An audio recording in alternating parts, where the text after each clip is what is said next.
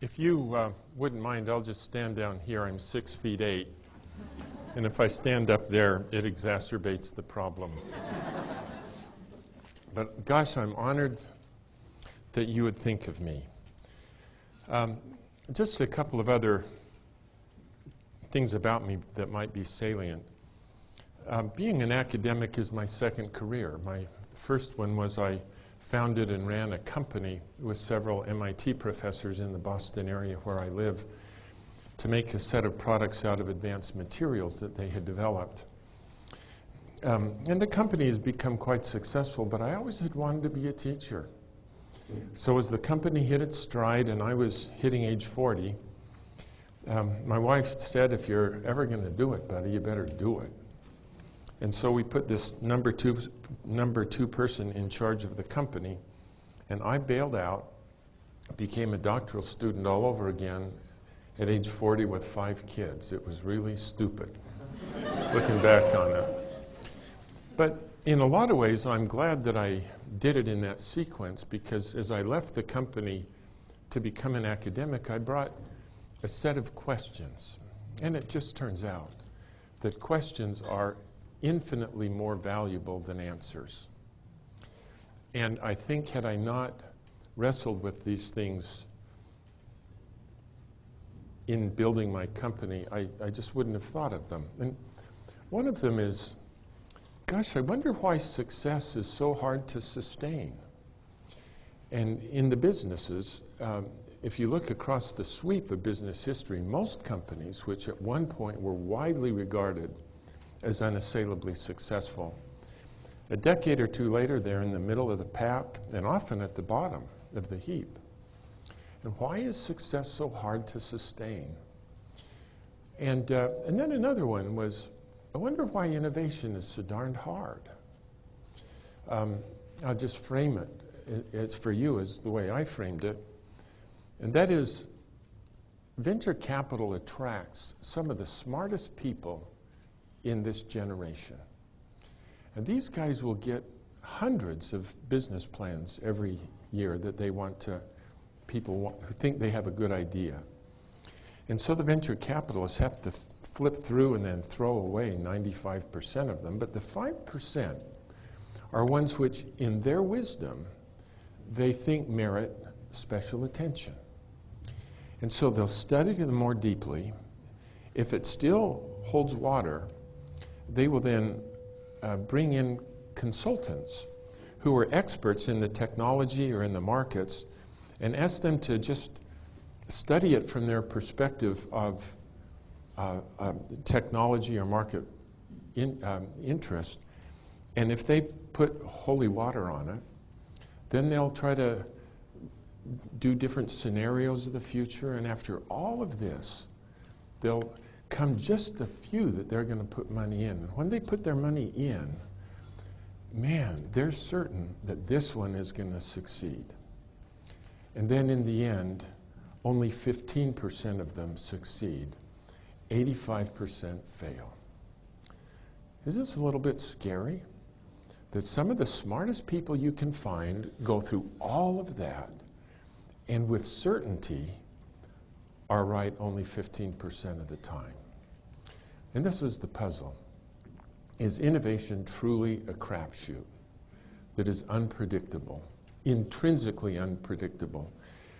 And the conclusion that I reached on both of these questions of why is success so hard to sustain and why is innovation apparently unpredictable, the root cause was the practices of good management that we teach at the Harvard Business School. And if they do everything that we say they should do, this will cause them to fail, and that they will be ineffective as innovators. In other words, the problem is us. So then I've been trying to figure out how do you solve that problem. And so it's been kind of fun. What I thought I would do is just ask you for just a few minutes to suspend your disbelief on what I'm going to say. And then I'll try to explain why do I want to start this lecture about steel. One other thing I should have mentioned, I had a stroke about last year. A clot came from somewhere and lodged itself right there in my brain where I formulate speech. And I was giving a talk at MIT, and all of a sudden, I just couldn't talk. And it killed that part of my brain. And so I went to the airport in Boston and got my copy of Rosetta Stone for English and just started at level 1, lesson 1, and I've been trying to learn how to speak again one word at a time.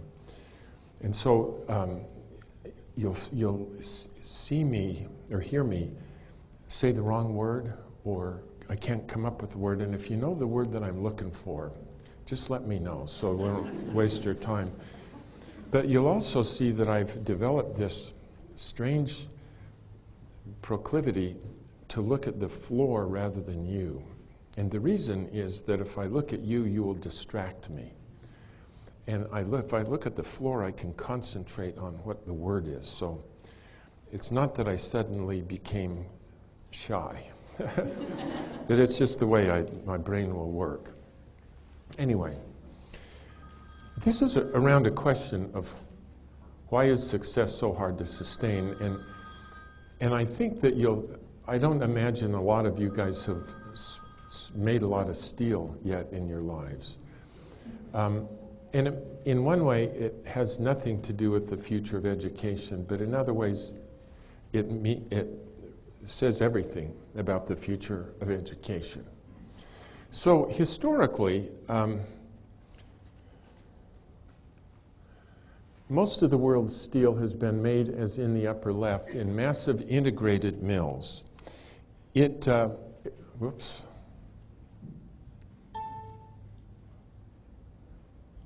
I'm sorry. Can you help me with? I'm okay. It would take today about $10 billion to build a new integrated steel mill. The other way to do it, as I've depicted here, is in what they call a mini-mill. And a mini-mill melts scrap in electric furnaces. And you could put easily 20 electric furnaces in this room.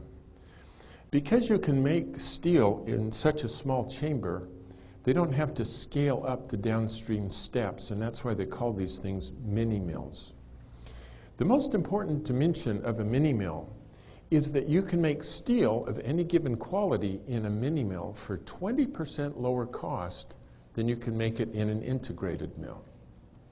So just think about this for a minute. Imagine that you are the CEO of a steel company somewhere in the world. In a really good year, your profit as a percent of revenue will be 4 to 5%. Here is a new technology, mini-mills, that would reduce the full cost of making steel by 20%. Don't you think you'd adopt this new technology? And yet not a single integrated steel company anywhere in the world has yet built and operated a mini-mill. And this is why something that makes consummate sense is impossible for smart people to do. So the steel industry, like every industry, is tiered. So at the bottom of the market is concrete reinforcing bar or rebar. Almost all of us could make rebar. At the top of the market is sheet steel that is used to make appliances and cars. It is very hard to make that stuff. And at the beginning of this story, the integrated mills made the full range of these products. The mini-mill technology became technologically viable in the late 1960s. And because they were melting scrap in these electric furnaces, the quality that they could make was truly crummy.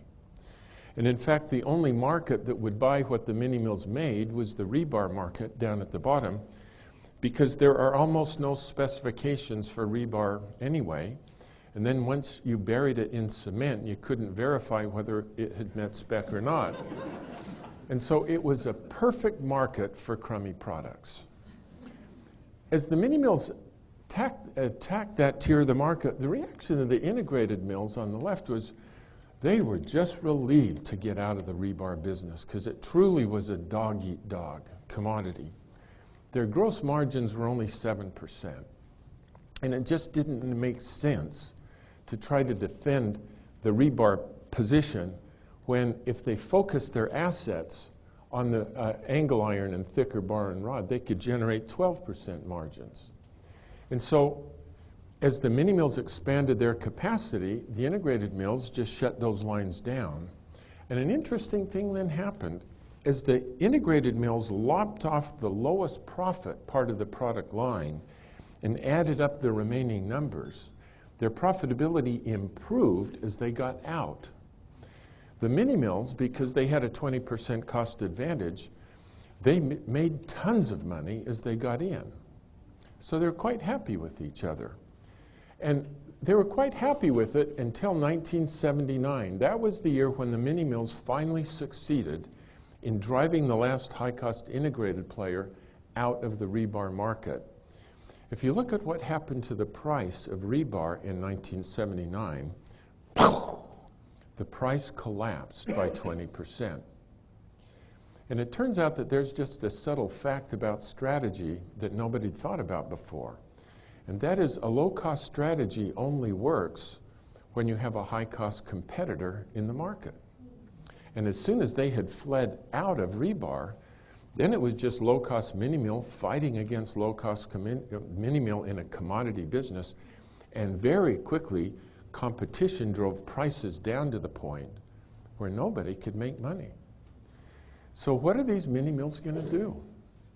Well, for a while, they just try to be more efficient making rebar, but that was just a recipe for survival. And then one of them looked up market and realized, oh my gosh, if we just make bigger and better steel, we'd make money again. And as they attacked angle iron and thicker bar and rod, the reaction of the integrated mills was, man, they were happy to get out of that business. It was such a dog-eat-dog commodity. And why would you ever want to defend a 12% margin business when they had the option to focus their assets in structural steel where the margins are truly interesting? And so the very same thing happened as the mini mills lopped off the lowest profit part of their product line and added up the remaining numbers. Their profitability improved as they got out. The mini mills, as they got in, they had a 20% cost advantage again. And so their profitability improved. Felt good to get out, good to get in. And things stayed together until 1984. That was the year when the mini mills finally succeeded in driving the last high-cost integrated player out of that tier of the business. What happened to the price of angle iron and bar and rod in 1984? The price collapsed by 20%. And the reward to the mini mills for their victory is they couldn't make any money. So what are those poor suckers going to do? They got to move up. And they really just stretched angle iron into the smallest I-beams and H-beams that undergird mobile homes and things like that. And as they hit the low end of that market, the reaction of the integrated mills was, man, they were happy to get out of that business because it was such a dog-eat-dog commodity. It almost like I told you this before, but the very same thing happened as the integrated mills lopped off the lowest profit part of the product line, added up the remaining numbers, their profitability improved as they got out of the low end. As the mini mills got into the high end for them, their profitability improved. And things were put together until 1996. That was the year when the mini mills finally succeeded in driving the last high-cost integrated player, Bethlehem, out of the structural steel business. If you look at what happened to the price of structural beams that year, collapsed by 20%. And what are these poor mini mills going to do? They got to figure out how to make structural steel in the mini mill. And as they hit the low end of that market, the reaction, it looks like this is moving twice rather than once. So the mini mills got out of the commodity sheet to move up in specialty steels. And today, about 65% of North America's steel is made in mini mills. All but one of the integrated mills has gone bankrupt. So you notice I was able to tell the whole story without using the word stupid manager once, because there was no stupidity involved on either side of the equation. Every time the integrated mills got out of the low end of their market, their profitability improved. And every time the mini mills got into the high end of their market, their profitability improved. And if you're a little boy, you want to kill a giant. If you think that you can kill a giant by leaping ahead of them on the integrated mill's trajectory to make better products that you can sell for better profits to their best customers, the giant is just going to kill you. But if, as a little boy, you come underneath them and pick up a piece of real estate where the giant is actually motivated to flee rather than fight you, this is the mechanism by which success is so hard to sustain. It's somebody comes in underneath you.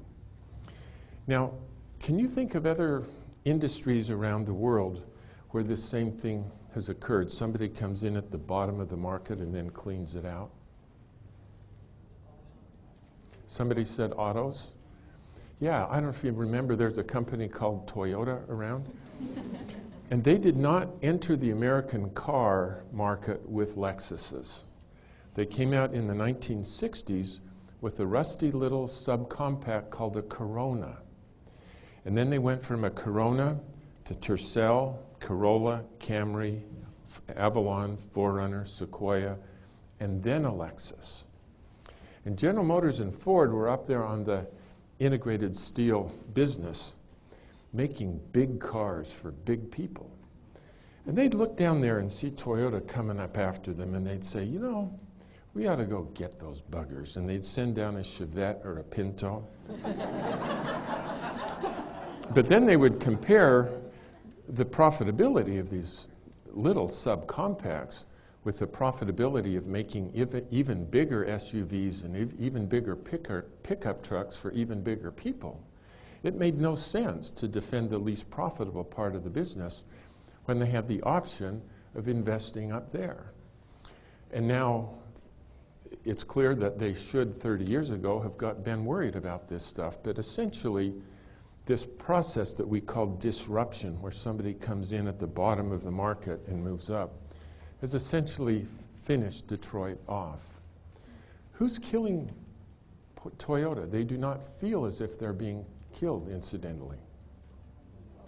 Yeah, the Korea and Hyundai, the Koreans, and they've taken the low end of the market away from Toyota. Not because Toyota's asleep at the switch, but why would they ever want to defend the least profitable part of the business when they have the privilege of competing against Mercedes in luxury cars? And then another company called Chery is coming from China. And seriously, nobody has to worry about those guys. I had a student who returned to Japan a number of years ago and took a job in their Ministry of International Trade and Industry. And the guy was sentenced to develop a plan for the resurrection of Japan's economy. This is a very interesting problem, isn't it? Because through the 1960s, 70s, and 80s, Japan's economy was growing at unprecedented rates. And all of a sudden, around 1990, Japan's economy just died. And it's been for 20 years in a stagnant swamp. So my student worked on this problem for a couple of years, and he called me up one day, and he said, Clay, there's no hope for Japan. And I'm a very optimistic guy. And so I said, look, why don't you come back to Harvard? We'll work on it for a couple of days and solve Japan's problem. And so he came over, and after about an hour, he convinced me that there is indeed no hope for Japan. And what he pointed out is that every one of the companies that constituted the fundamental engine of Japan's macroeconomic growth did this. Toyota did it in cars. Honda started first in motorcycles and then moved into cars. RCA did it got killed by Sony. Canon did it to Xerox. Seiko did it to our watch industry, and Mitsui did it in ship making. And by 1990, every one of those companies had become the manufacturers of the best products in their categories in the world. And the great thing about the high end is that the margins, percentage margins, are really attractive, but the volumes up there are not. And their economy just died. And he pointed out that the reason why there's no hope for Japan is as Japan disrupted America's manufacturing core, the manufacturing companies just had to consolidate, laid off people, went broke, and consolidated more. But some of the people, as they left the big companies, got venture capital and started new ways of growth in new industries. And so our economy kept growing, even though manufacturing essentially got disrupted by Japan. And he pointed out that in Japan they don't have labor market mobility or venture capital to speak of. And so Japan played the game once, and it's finished. There's no hope. And he pointed out that Korea, Taiwan, Singapore, and Hong Kong disrupted Japan, starting at the simple end of the market. And boy, do you notice how Hyundai is racing up market, screeching for the top, and they're actually perilously close to the top now. And here come China and India coming from the bottom. So there really are microeconomic roots to companies' macroeconomic prosperity.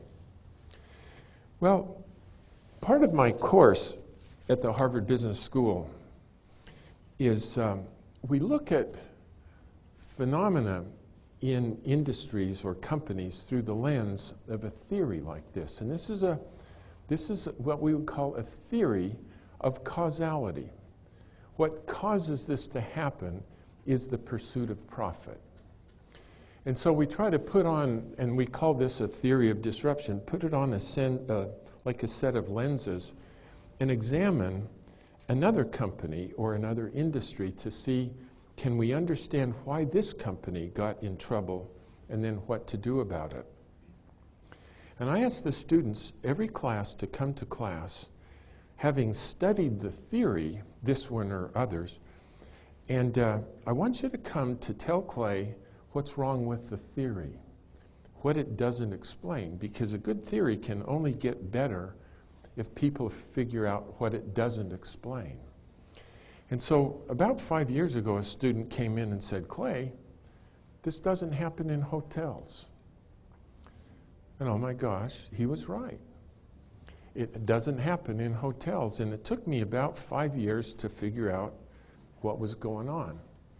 And the insight we got is that in the industries where this has happened, and if we had 3 hours, we could talk about industry after industry where the leaders got killed by this. But in those industries, there was what you might call a technological core that was extendable up market. And so the chemistry that was capable in the Minimill at the beginning was only good enough to make rebar, but their control of the chemistry in the melt got so good that it was extendable up market so that you could make sheet. When Michael Dell fabricated or slapped together his first personal computers in his dorm room, all he could make was the simplest of computers. But the core was a microprocessor, and it was extendable up market. And so Dell could go from there all the way up to making the best servers in the world now. But I realized that there was not a technological core in hotels. So Holiday Inn came into the low end of the market, and for reasons we can understand, the high-priced hotels didn't come down to compete against Holiday Inn, but Holiday Inn couldn't go up market.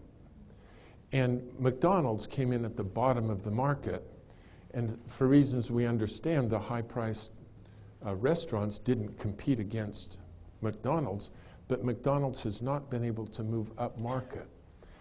And we realized that the reason is there's just not a technological core. And so if Holiday Inn wants to move to higher price points, they can do it, but as they do it, they have to replicate the business model of the competitors that they're trying to emulate. They can't disrupt them with a lower cost business model. They have to emulate them. And so if I want to move up, I have to hire a concierge, just like the Four Seasons has to hire a concierge.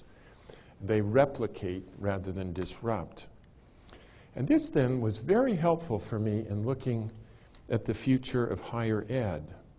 Because in higher education, historically, there has not been a technological core that would enable somebody who came in at the higher education equivalent of the low end and then move up market. And so I was raised in Utah. There is a university that is there in Ogden called Weber State. And they come in as a 2-year junior college, we used to call them, and they want to become a better school. And so they move from a 2 to a 4-year school, and then they want to go into master's degrees, and then they want to go into become a research university. And as they try to emulate, as go up market, to do that they had to emulate the other universities that they wanted to be like. And then as the University of Utah tried to become truly a world-famous engineering school, they had to replicate the cost position of MIT. And so there has been a lot of moving up market, as you know, but there has been no disruption because in order to move up, they've had to emulate the company's cost structure that they're trying to be like. But online learning now brings to higher ed a technological core that is now extendable up market. And so just like the Minimills, online learning can begin doing the simplest of the things that, oh my gosh, online learning is getting better and better and better so that you can see it beginning. Never did the Minimills become better than the integrated mills. And that's always the case. But that's the right answer to the wrong question. And the question is, will it become good enough with what customers in various tiers of the market need? And I'll just describe something that happened to me. So about 8 months ago, I was just in my office doing my business, and I got a call from the University of Phoenix, the dean of their business school. And the University of Phoenix, as you know, is largely an online institution. And he said, "Clay, we've read your junk. We've watched you. We'd like to record your 10 best lectures to show to our students." So I went to the dean and asked if this would be okay. He was incredulous that I would consider it. And he said, "It's not that I worry about Harvard. I mean, we don't compete against those guys, but what about your brand, Clay? Isn't going to prostitute your brand?" And I said, "I have no brand, but I do know that based on my studies, what's going on at the low end today is likely to be the mainstream tomorrow, and I'd like to just understand how these guys do their work. And he said, well, go ahead if you want to. So turns out Harvard won't allow them to record a class in our halls, and said that's fine. So they went downtown and rented the auditorium in the Institute for Contemporary Art. A beautiful place. If I'm walking, you behind me was a massive bay window. You could see the entire Boston Harbor from this. And then they said, you know, we'll bring about 40 students on, just 40 students, so that you don't have to teach to an empty room. Anyway, so I show up 5 minutes before we're supposed to start. And I'm putting the PowerPoint on their computer, and I looked up at the students. Holy cow. These were beautiful people. Truly beautiful. And I went up and asked one of them, what school do you guys go to? And he said, oh, we're not students, we're models. And then I realized, oh my gosh, I know they've watched me do my stuff.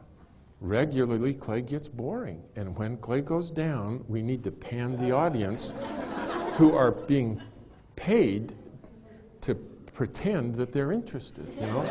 Well, so I understand. And I did my best. Anyway, about a month later, the dean called me up and he said, by the way, have you ever seen Clayton Christensen teach? And I said, actually, no. How is he?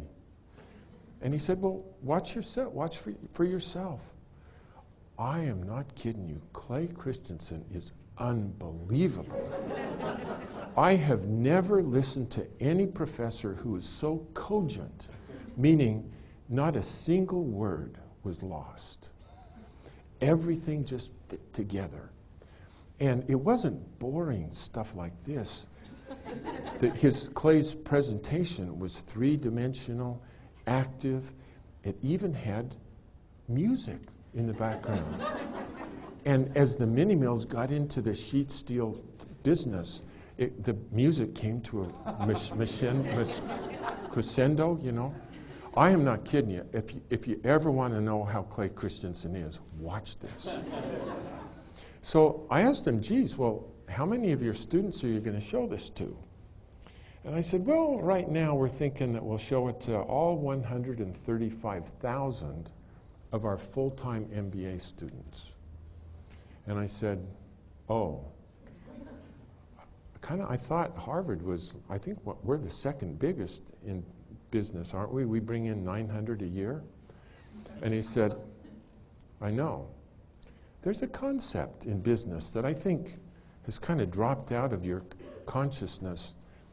It's called scale. Have you ever heard of it?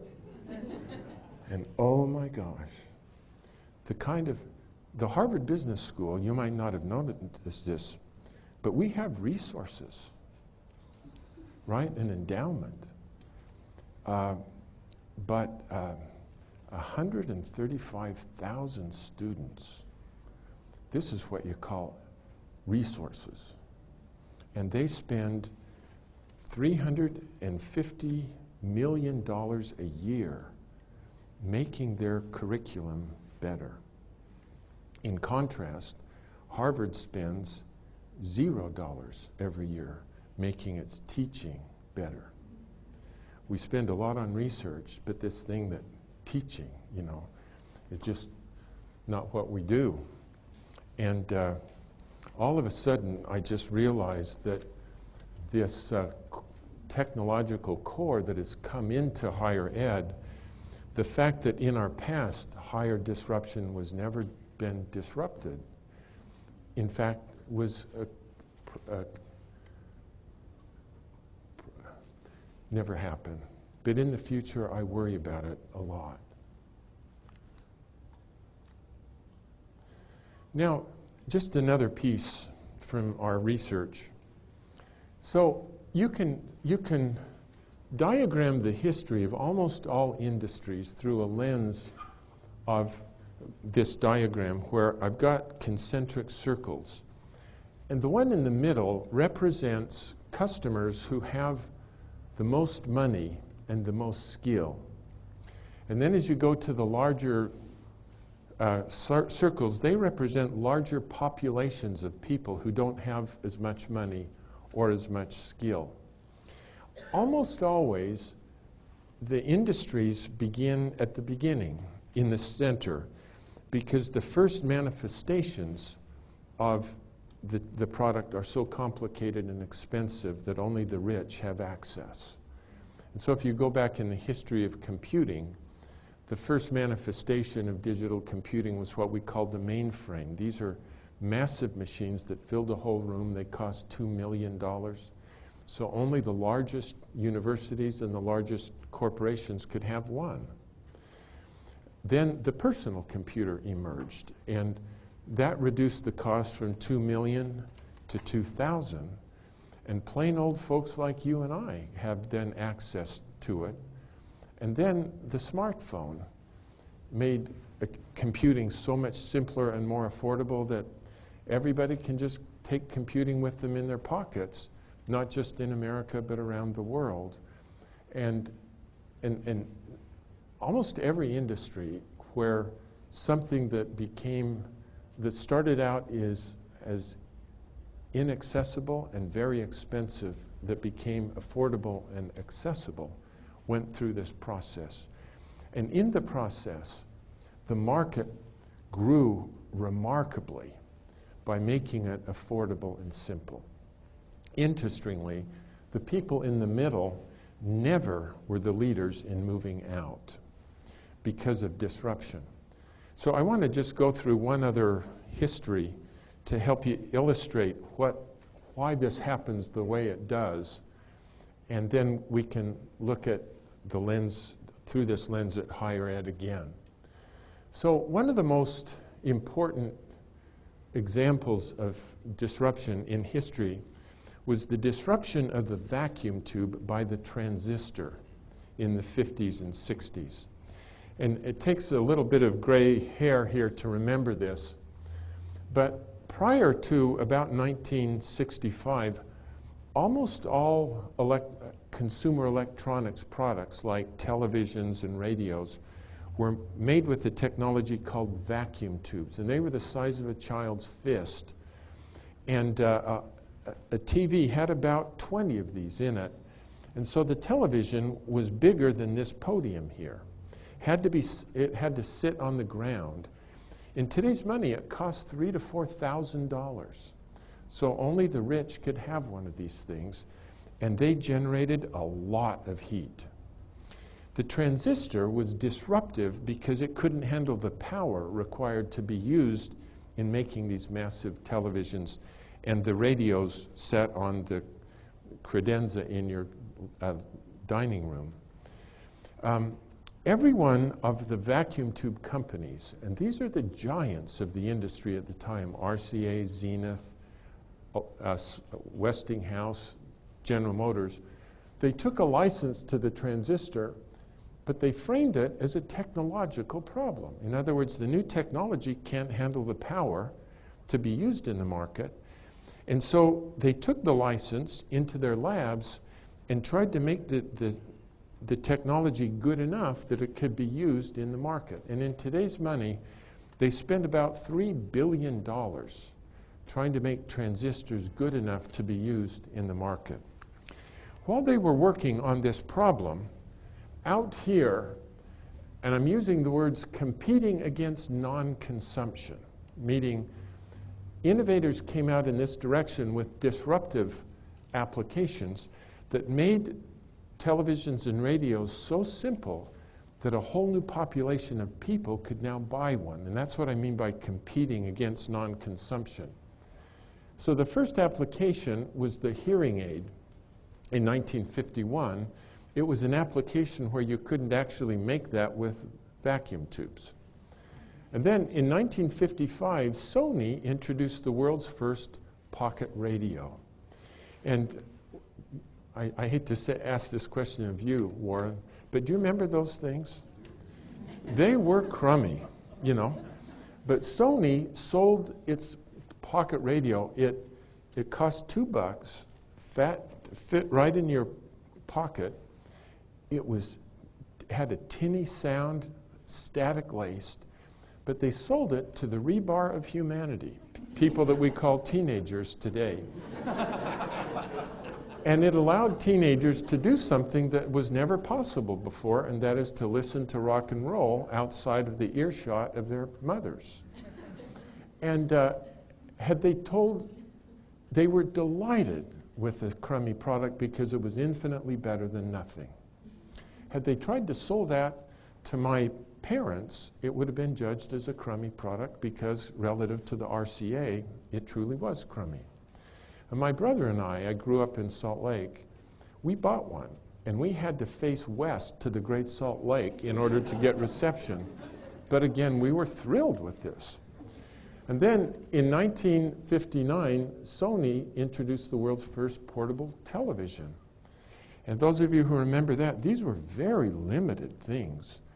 But by making it so much more affordable and accessible, a whole new population of people now had access to it because it was infinitely better than nothing. They were delighted to have these Sony televisions. And so here in the green, a massive new market emerged in solid state, and the RCA and its compatriots felt no pain because these are all new companies, or all new customers. But as in the green space, that market grew and grew and grew, the technology got better and better and better until the mid to the late 1960s, you could start to use solid state to make big things with it. And within about 5 years, you just heard this sucking sound as the customers were sucked out of the core in the blue space into the green, and every one of the vacuum tube companies evaporated. And it's a very sad story because the technology was with the blue people. And they were not asleep at the switch. They saw the technology coming much sooner than Sony did. It's not that they weren't committed to it. RCA itself spent 30 times more money trying to make solid state electronically work in their market than Sony ever spent on the technology. But the only way that it would work in the blue space is if this new technology performed better and was more cost-effective than the old technology. It had to be better than what was there in order to supplant it. But by Sony coming out here and competing against non-consumption, all they had to do was make a product that was better than nothing. The customers were thrilled, and then the technology, little by little, got better and better until it sucked the customers from the back into the front, and they all got killed. Now you notice on the top of the upper left, the vertical axis, I put that the metric of performance changes. Almost always that's the case.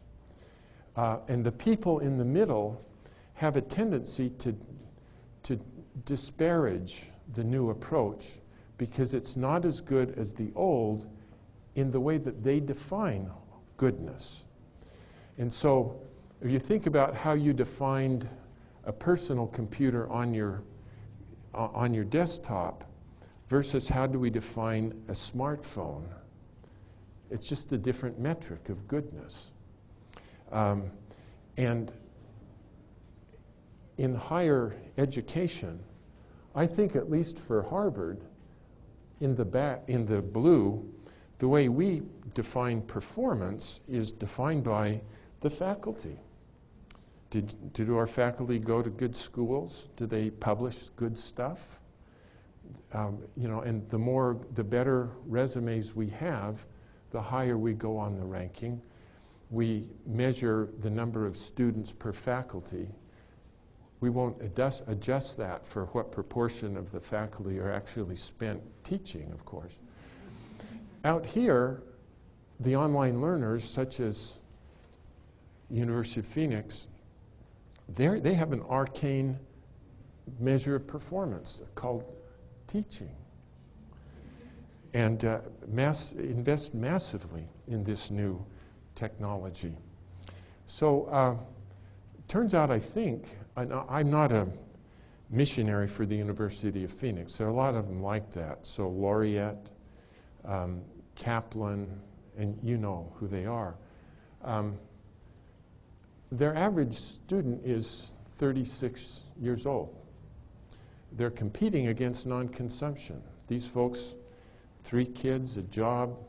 The last thing in the world I want to do is to have to go onto some campus somewhere to take a course so that I can get a better job. We might measure, those of us in the blue come out here and say, it's not as good because their graduation rate isn't as good. Generally, for these people, that's irrelevant. They want a job, or I want a better job. And for them, if I can get the courses that I need, that's what they need. And so we measure them by the wrong measure. Almost always it is the case that the customers are sucked out of the back into the front.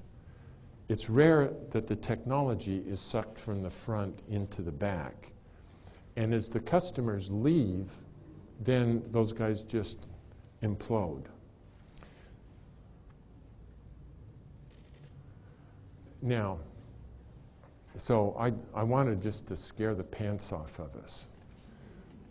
Because if history is any guide, and I think we see this happening just right in front of our eyes, and yet we don't see that it really is, what do we do about it? Well, almost always, the new technology has to be deployed in undemanding applications. So if the Minimills had tried to go after sheet at the beginning, they'd have been killed. So they take the simple application and then they improve it. And in higher education, they go after customers who actually don't want to go to the campus because of their situation. And so let's just think about electric cars as a disruptive technology. If you want to make that electric car to go in head-on competition in the California freeway, which is the most demanding market known to mankind, you'll have to call that thing a Tesla. And it costs $100,000. So it's just a curiosity. If you really want to make it serious, you have to put it in an undemanding application. And the question that you want to ask on this one is there a customer out there who would just love to have a car that won't go very far or go very fast? The parents of teenagers. Seriously, they would love to have a car, the parents, that won't go far or go fast. And we need to be able to buy it with a MasterCard. And so they can just have this to tool around, go to school, see their friends, come home at night, plug it in. But then the technology gets better and better, and when mine is at the shop, I tell my teenager, I got your car today, you know. And it'll get better and better in that way. If you, that's the reason it's not that I don't like Tesla. It's just as kind of a, but if you want to have the new technology to be deployed in the main market, it has to be a hybrid. And in the history of disruption, always, if you try to deploy the new technology in the mainstream market, the only way it works is if it takes the best of the old and the best of the new. And so I suspect that Harvard and USC are in the blue. The way we deal with this is a hybrid. And so one reason why they come to our schools is they want this campus experience. They want to grow up to become adults, not underneath the thumb of my mother. You know, and there's a lot of things that is really important about learning that you get only in the on-campus environment. And so more and more of the delivery of the content is done online. But we still have it on the campus.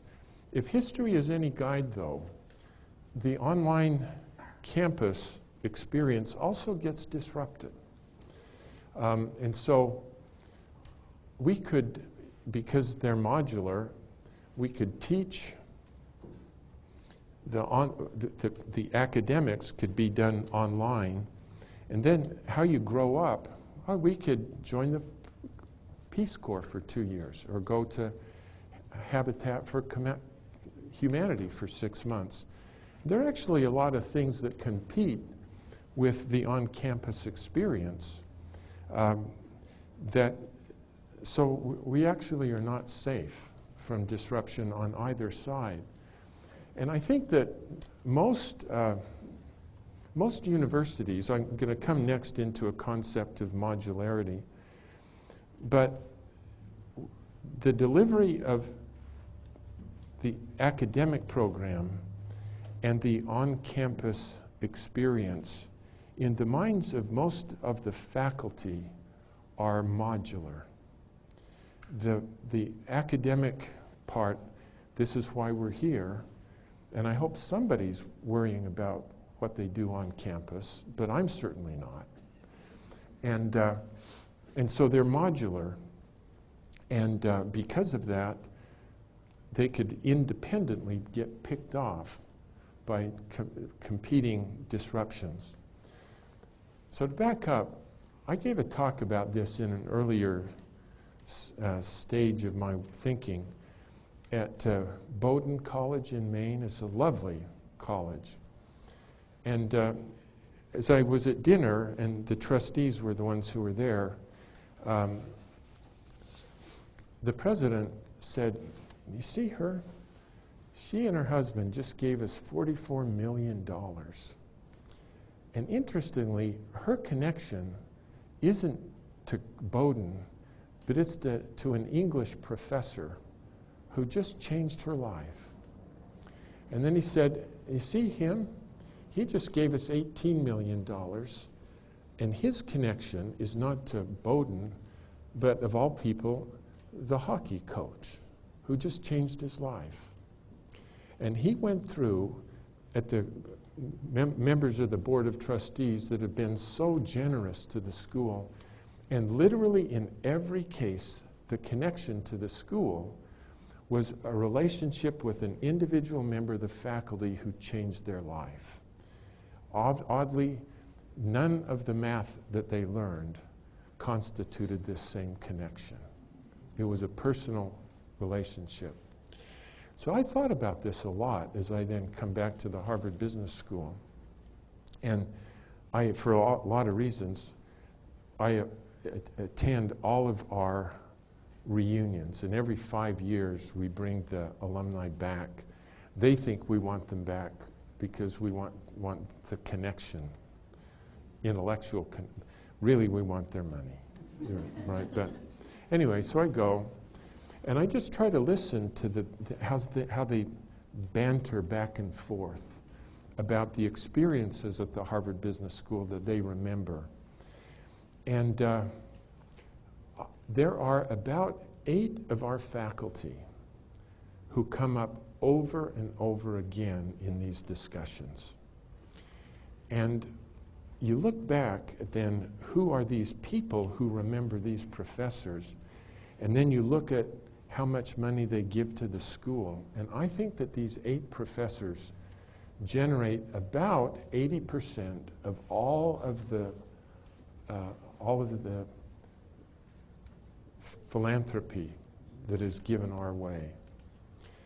And it's really interesting that the faculty never says thanks to these folks. And when we interview the new generation of the faculty, never does the question come up, is this a person who in her heart is coming into academia because she wants to change the lives of the students. What we look at is she a good researcher? Has she published anything yet? Occasionally, I wonder if she's going to be a good teacher. But we measure the metric that is, I think, largely irrelevant to the future. And I think that if we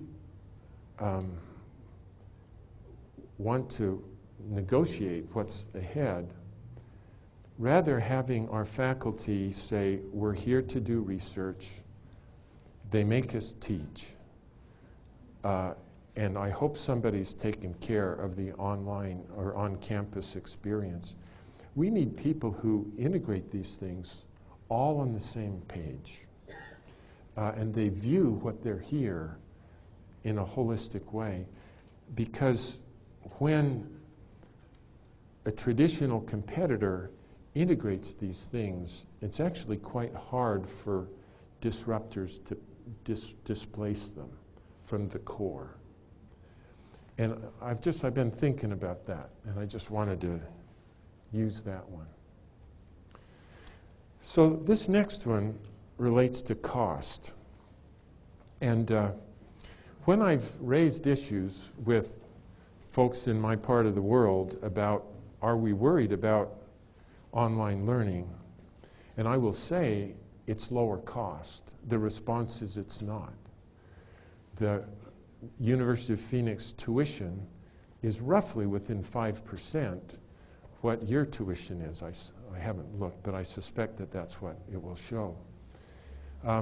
Interestingly, if you look at the cost rather than the price, there's a huge difference. Like Laureate, which I think is the second largest of the online schools, and their revenues are about $7 billion a year. You have revenue here, and then you have all of their costs here, and then below that is what they call profit. Profit is 40% of revenue. They are much lower in cost.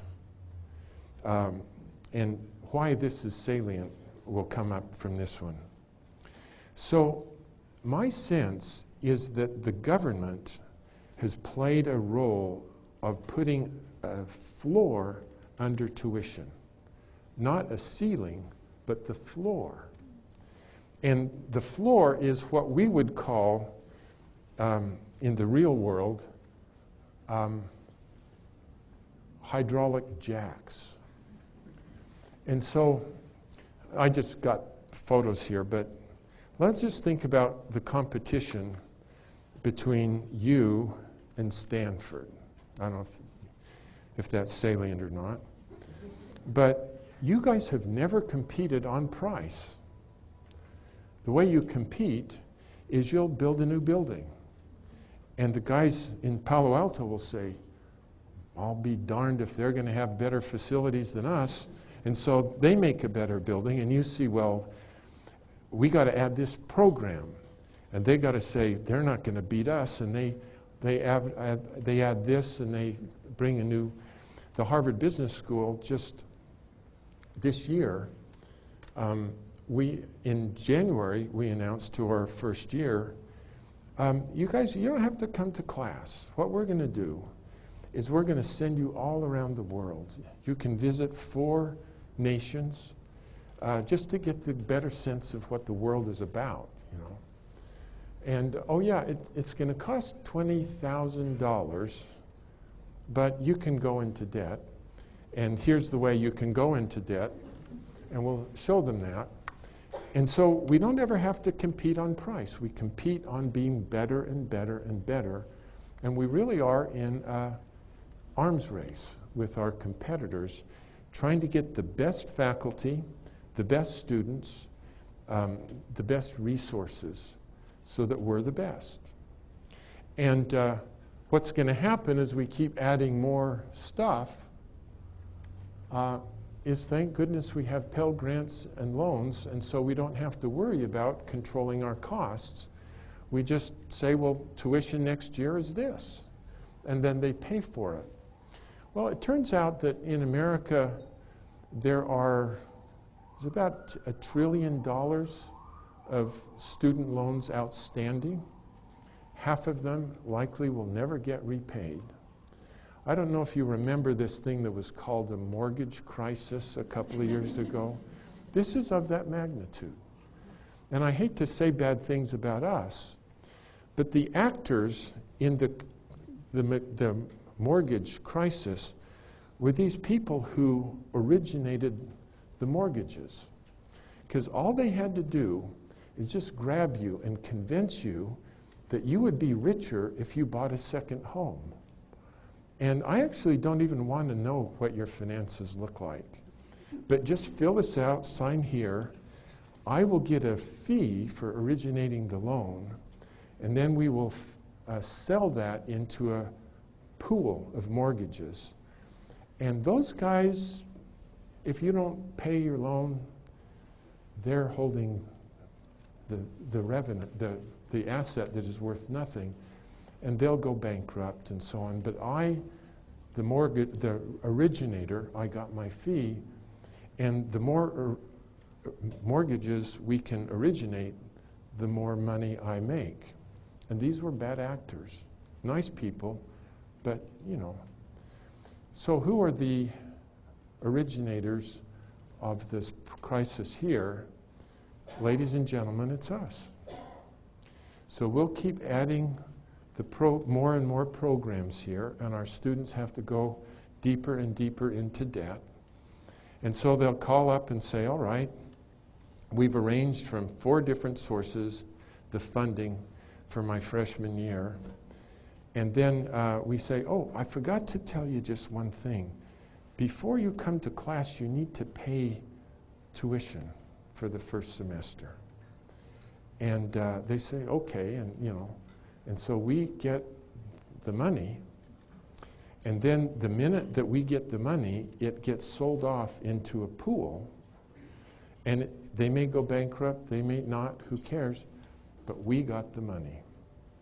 And I don't mean to say bad things about us, but we are essentially originating these loans, and we get the fee, and somebody pays the cost. And so it's just inconceivable to me that the government continue to put the hydraulic pressure into these jacks, given where we are. And sometime over the next 10 years, I just got to think that they will never say in Washington, we can't do this anymore. But the system will say to them, this cannot persist. Because in the process at the state level and at the government, Washington level, healthcare goes in and takes its own. And what's left over, then the legislatures think about, should we give this to K through 12? Should we give this to higher ed? And I think higher ed comes down the pike somewhere. And I think you feel that already in Sacramento. And when that happens, and the jacks give way, then I think price competition starts. And when that happens, then people that we call the online schools, all of a sudden can bring tuition down by 40%. And for you and for us, boy, it's real hard to take 40% of our cost out. And so I worry about this. I don't mean to ruin a nice evening, but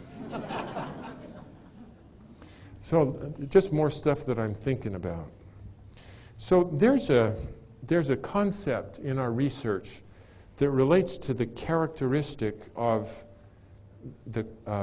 product design. And this is kind of, I'm trying to replicate the Minimill story, where the the dashed lines represent the ability of customers to use improvement, and then the more steep lines are the ability of competitors to improve their products. And almost always, this the rate at which products improve is faster than the ability of customers to use the improvement. That's why the Minimills could start just making rebar and then get good enough that they could make sheet. Almost always that's the case. Now, at the beginning of the industry, almost always when the products are not good enough for what customers need, the architecture has to be proprietary and interdependent, meaning, as I described there with the puzzle pieces, the design of any piece depends upon the design of all of the other pieces. And because of that interdependence, to play in the game, you have to do everything in order to do anything. If you try, instead of having a proprietary interdependent architecture, to have a modular architecture that is an open standard where the components fit together in standard ways, defining the standards takes so many degrees of freedom away from the engineers that they have to walk off from the frontier of what's possible. And so we would all remember this. Do you remember when online music first became plausible in the early 90s? So we bought the player from a company from Singapore called Creative, and then you downloaded stuff from Napster or Kazaa, and you had to be a teenager really to do this thing. Our generation, we just didn't do it. But it was clunky and it was modular. The pieces came from various sources and they had to fit together, and they didn't fit together very well. And then Apple came to the rescue with a proprietary, optimized, interdependent system from beginning to end. And for the rest of us, it was just relief. Do you remember how much better they were? But then as the technology gets better and better and better, it becomes more than good enough for what the customers down here need. And when that happens, the way you compete changes. And the architecture, the way you compete is you're fast and flexible and responsive. And to be competed in this way, the primary architecture becomes modular, where the pieces fit together. And your Dell computer is like this. The pieces all just together. And this is a very regular phenomenon. So with the cell phone world now, the ones that are the winners, the first winner was the RIM BlackBerry, and it was the most interdependent. And boy, it had a great ride, and now they're kind of dying off. The next proprietary one is not as proprietary as RIM, is Apple. But then you see coming down at the bottom the Android operating system that makes these smartphones modular. And modularity means that there are 2,000 companies in China that are going and they cost half the cost of the Apple iPhone. And so the folks up in Cupertino are feeling pretty good about themselves, and they should, because their strategy was temporarily the right strategy. But now open modular is going to change the world on them. And I made a deal, if they will pray for the Harvard Business School, I will pray for them. Now, I guess one other thing, and then I come to higher ed. In the upper left, where the money is made is by the people that stick it all together in this proprietary way. So when computers were up there, IBM had a 70% market share. They made 95% of the industry's profit. When automobiles were up there, General Motors had a 55% market share. They made 80% of the industry's profit. If you were a supplier of components to IBM or General Motors, you lived a miserable, profit-free existence year after year. But over here, where the money flips. And so if you're Dell and you're just snapping these things together, you can't compete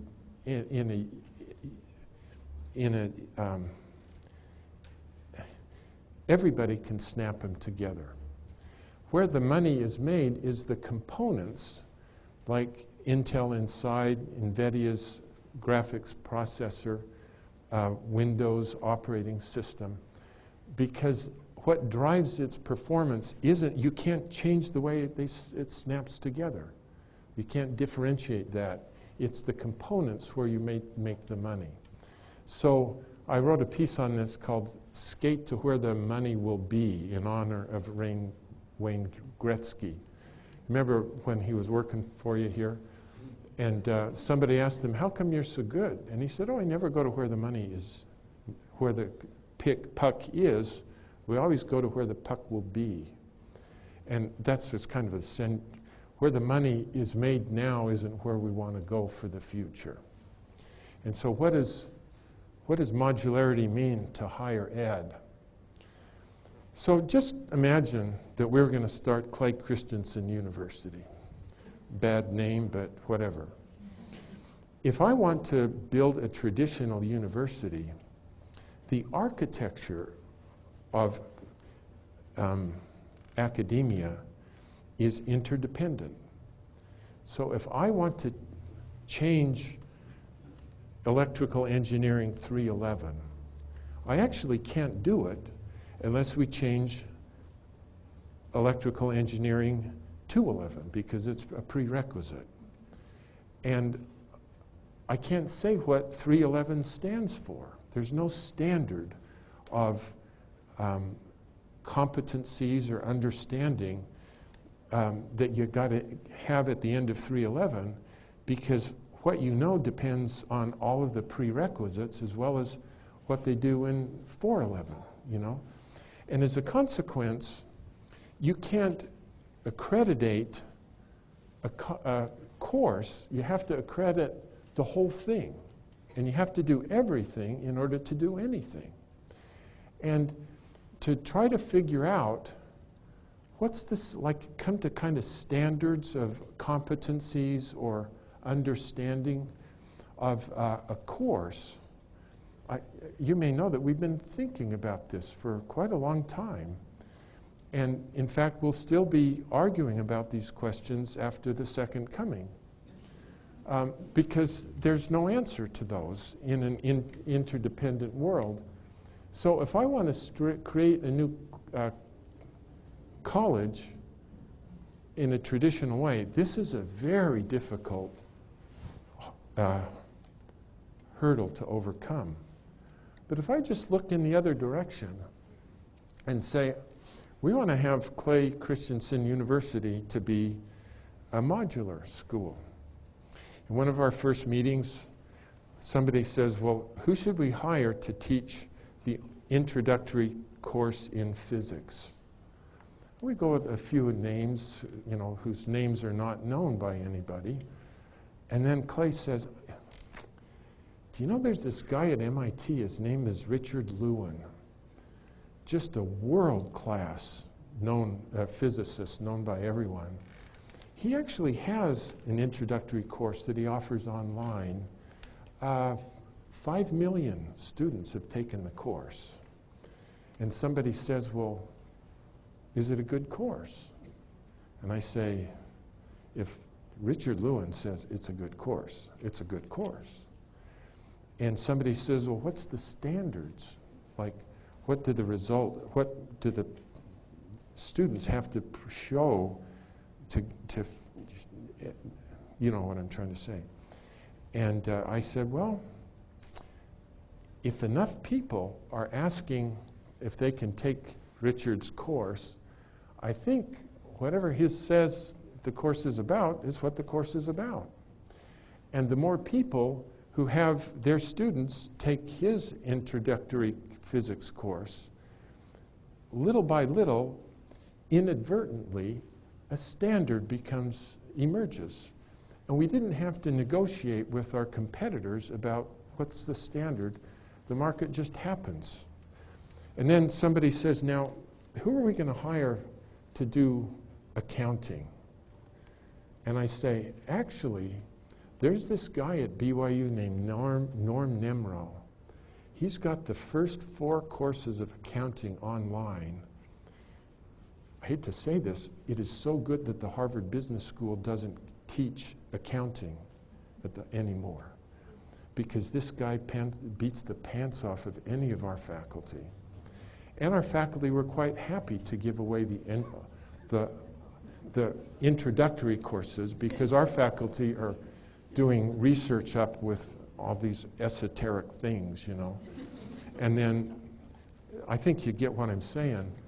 And so we have a different type of university that is modular.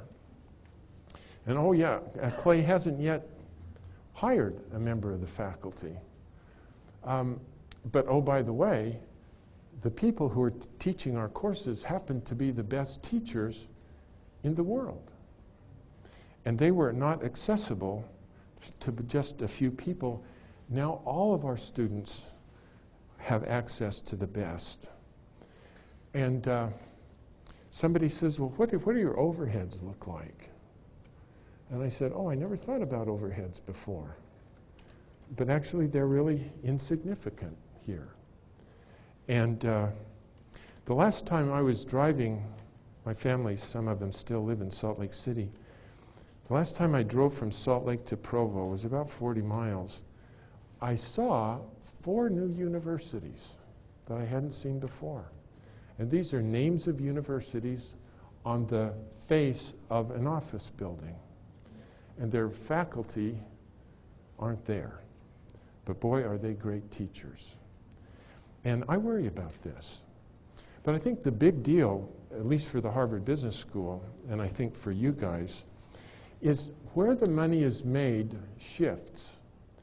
So on the right-hand side, if you're just assembling the courses, we are the equivalent of Dell Computer. And the money and the brand is on the course, not on the university. The university actually becomes, you don't really care if your computer is from Dell or Hewlett-Packard or Lenovo or Acer, right? What matters is the components inside. I suspect that will be the case, and that the unit of accreditation will be the course, not the university.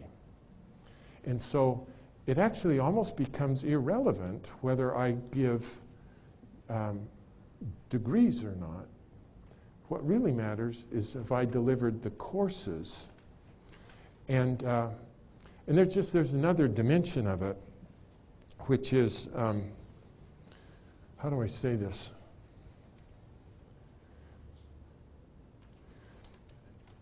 God didn't reveal from heaven that the right place to line the line between education and professional life is 4 years. You know, I suspect that that's just arbitrarily somebody said, why don't we just go that far and then spike the ball and walk off the field? And I think what these guys are doing is they'll go to Walmart and they'll say, now, what kind of folks do you need for this function or that function? And working with them, I come back, thank goodness it's modular, and I will put together a program for what the employer needs. And then I go for a high-tech company or a new startup in entertainment, and we figure out that the end of what we call the end line is they have the skills and a great job, as opposed to we just, anyway, I've been thinking about this stuff.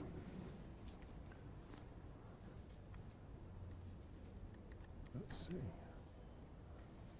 Are you doing all right?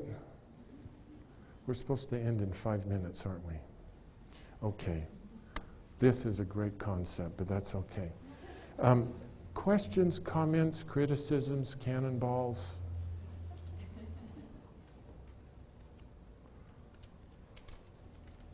Yes. I love your idea of modular, but may I ask a question that might challenge it a little bit? No, you can't. Okay, here, you take this back. I'm the professor. Okay, so I come from just the learner's perspective. And are you saying then that there's no longer a brand in the degree learning objective? It's merely going to be student learning objectives per course? Well, so I don't have an opinion, but the theory has an opinion on this, okay? And so what the theory would say is all of these disruptions happen at the bottom of the market. So in simple applications, amongst people who are not, in this case, really not out, they're not in the market to get a degree from, USC. They just need a better job. And what matters is, have I taken good courses that I really kind of bring these skills to the job? And in that world, actually what really matters is the course, not the university. And, Harvard, we luxuriate in the brand of Harvard, right? And everybody comes, they pay unbelievable amounts of money to have that brand right there. And so for a while, that matters up there. But then the problem for Harvard is that at a snapshot in time, that isn't as good as Harvard, and the brand of Harvard is, but if you take it from a dynamic perspective, 15 years down the road, it's not inconceivable to me that people are coming into the market in some fields competing with people from Harvard. And Harvard, because it has an interdependent architecture, Harvard actually can't describe what their students can do. It's odd to say, but we don't have standards, and we will never have standards because we have to negotiate that amongst ourselves. And that will just never happen. But these guys come up and they can say, I took this from the best. Here's the evidence. And it's all, And so I think that it'll happen over time. There's some who, who are very rich and can continue to pay for the brand. But it's also inconceivable to me that USC would hold on to that possibility, because if the government's, the hydraulic jacks fail, then it's true that only the rich can afford you guys. 30 or 40 of the faculty who are world class. And we need to have the components, and because in the future, the money will come from having millions of people taking your components. And the fact that USC as a brand here is attached to the university and there is attached to the course, both of them will enhance the brand of the university if you do that right. What would be horrible is if the core has to say, oh, dang, we got to offer a Stanford course. Then you've done it. That's a great question. Yes? So is this kind of what we're seeing in K through 12 with the birth of online learning, blended learning, charter schools. And although it's free education, is it the demand that's driving the need for these? Yeah, I'm sorry, I just went on too long on this, but the next concept there was that the marriage of online learning and K through 12 is, I'm going to go over 3 minutes if you don't mind. This is another piece of our research around this question of motivation. And motivation in K through 12 is a big problem, right? But it's not unique to K through 12. In healthcare, the fact that overweight people have type 2 diabetes is a horrific problem. How do we motivate them to lose weight? You know? And in every company, every time you're trying to get somebody to buy the product, the problem is how do we motivate them to buy the product? So motivation is a generic problem. And the causal mechanism, in other words, what causes Clay Christensen to buy this product or enroll in that course or lose weight is I have a job that I got to get done. And understanding the customer is the wrong unit of analysis. Understanding the job the customer is trying to do is what you really got to understand, because needing to get a job done is the causal mechanism that causes us to go out and pull something into our lives. And so in our piece called Disrupting Class, we tried to figure out what's the job that children are trying to do. And it turns out that school isn't a job. School is something that they could hire to get the job done, but that's not the job. The job is every day the students need to feel successful. That's the job. And sure, I could hire school, but I could also drop out of school and join a gang to feel successful. Or I could buy a car and cruise around the neighborhood all day to feel successful. But when you look at it on that basis, where the job is, I need to feel successful, most of our schools are organized not to help the students feel successful on a day-to-day basis, you know. And anyway, so there's, I think, some good stuff that we have done.